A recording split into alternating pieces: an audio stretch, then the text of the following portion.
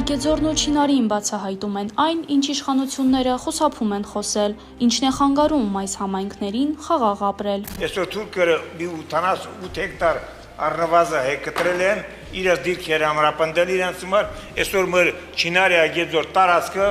իրենց հսկողության տակ է։ Ապրիլի 26-ին Տավուշի Այգեձոր գյուղում Հույդագերագույն մարմնի ներկայացուցիչ Իշխան Սաղաթելյանը, նախագահ Աշոտ Սիմոնյանն ու Գերագույն մարմնի անդամները, ԱԺ-Հայաստան խմբակցության պատգամավորները եւ Դաշնակցության Տավուշի մարզային կոմիտեի ներկայացուցիչ պատգամավոր Գառնիկ Դանիելյանը հանդիպում են ունեցել սահմանամերձ Այգեձորի եւ Չինարիի հայրենակիցների հետ։ Բարով եկել ընկերներ։ Խոսվեց պետության առջև ծառացած խնդիրների մասին։ Ժողովուրդը եւ պետությունը գտնում այդ պատմության ամենածանր փուլերից մեկը։ Բարձրացվեց անդադար զիջումների եւ բերվող թվացial խաղաղության հարցը։ Հայաստանի օրվա իշխանությունները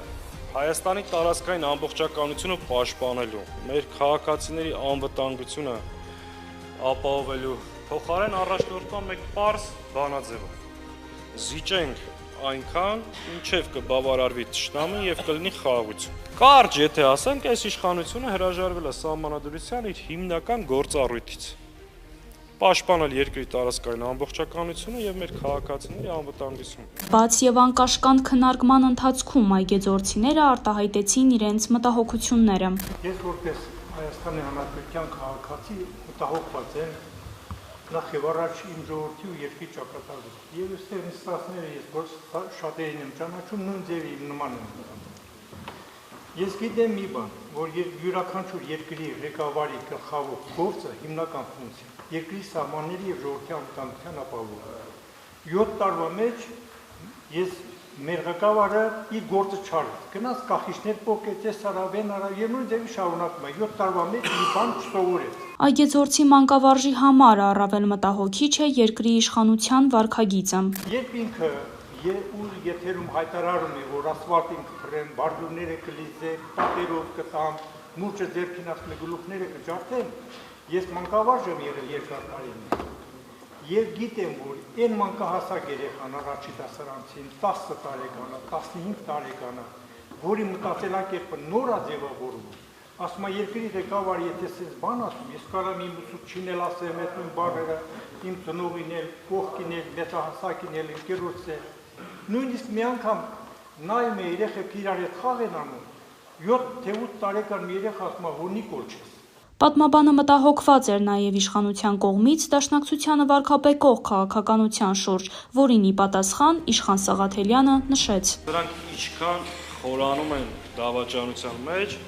այնքան սկսում են ավելի շատ ատել Դաշնակցության։ Բնակիչների հարցերն ու մտահոգությունները տարբեր էին՝ տնտեսական, սոցիալական եւ քաղաքական, առավել մտահոգված էին երկրում տիրող թշնամական մթնոլորտից։ Երկրի ամենամեծ խնդիրներից մեկը, այո, մթնոլորտն ու թշնամանք։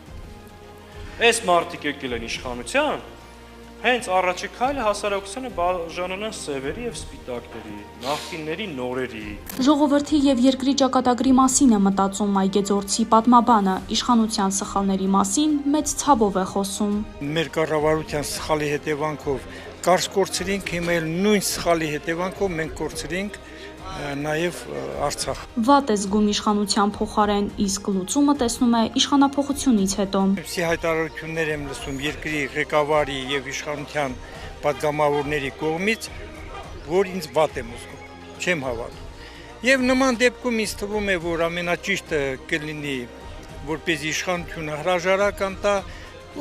այս ծանր պայմաններում չգիտեմ, որևէ մեկը կհամաձայնվի երկրի ղեկավարին, եթե համաձայնվի, դա էլ մեծ բան։ Նման հանդիպումների կարևորության մասին հատկապես սահմանամերձ գյուղերում շեշտում է Գառնիկ Դանիելյանը։ Մեզ համար անչափ կարևոր է, որ մենք նախաձեռնել ենք եւ իրականացնում ենք սահմանամերձ սահմանապահ գյուղերում մեր հայրենակիցների հետ հանդիպումները։ Նախ գիտեք, որ վերջերս ակտիվացել է ադրբեջանական կողմը եւ հաճախակի նաեւ կրակոցներ են լինում եւ այդ առումով նաեւ մենք շատ են կարևորում նման հանդիպումները։ Անվտանգությանն առնչվող լրջագույն խնդիրներ կան, բնակիչները լուծում չեն տեսնում այս իշխանության օրոք, նշում է Իշխան Սաղաթելյանը։ Անվտանգային լրջագույն խնդիրներ կա, իսկ դրանց լուծման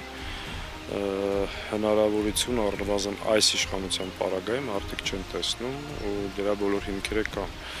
Հայաստանի օրվա իշխանության բառած քաղաքականության արդյունքում մենք 5 տարվա մեջ ունենք միայն կորուստ, զիջում, պատերազմ ու շարունակական զիջումներ։ Հետաբար այս մարդկանց հետ արդեն ակնհայտ է, որ որևէ մեկը հույս չի կապ։ Հանդիպումից հետո Այգեձորցի պապիկը ուղերձ է հղում ժողովրդին եւ ներկա իշխանությանը։ Դիմում եմ ոչ ժողովրդին, ստապվեցեք, արտացեք, մեղք ենք։ Իշխանությանը կուղեմ ուղերձ գնացեք, ուր ուզում եք գնացեք, վերջապես է ժողովուրդը մեղք է։ Այգեձորի եւ Չինարիի բնակիչները հստակ ցույց տվեցին, չեն հավատում քարոզվող կեղծ խաղաղությանը եւ չեն համակերպվելու Փաշինյանի իշխանության շարունակական զիջումների հետ։ Ալիսա Աղասյան, Սերոբ Չերչիկյան։